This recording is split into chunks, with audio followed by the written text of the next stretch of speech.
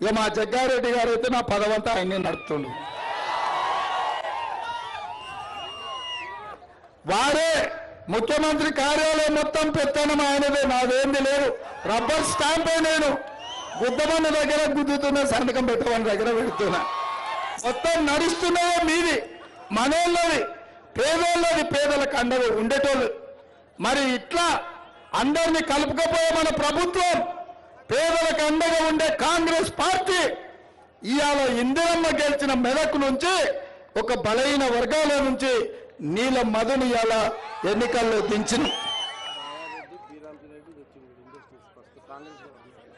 ఆనాడు మా జగన్ చెప్తున్నాడు, ఇందిరమ్మ ఉన్నప్పుడు కీర్తిశేషులు బాగారెడ్డి, మాజీ స్పీకర్ రామచంద్రారెడ్డి గారు ఈ ప్రాంతానికి పరిశ్రమలు తెచ్చిండని. మరి నేను అడుగుతున్నా, ఇవన్నీ కూడా కాంగ్రెస్ హయాంలో జరిగిన అభివృద్ధి కదా. ఇవాళ అందుకే కాంగ్రెస్ అండగా నిలబడండి.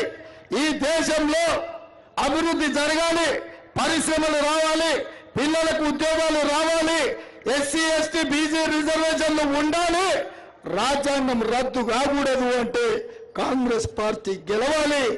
నీల మధుకు అండగా నిలబడండి. మీరందరూ కాంగ్రెస్ కు అండగా ఉంటామని మీరందరూ మాట ఇస్తున్నారు కదా. పటాన్ చెరువు అసెంబ్లీ నుంచి 50,000 మెజార్టీ ఇస్తారు కదా, ఇస్తారా? 50,000 ఇస్తారు కదా.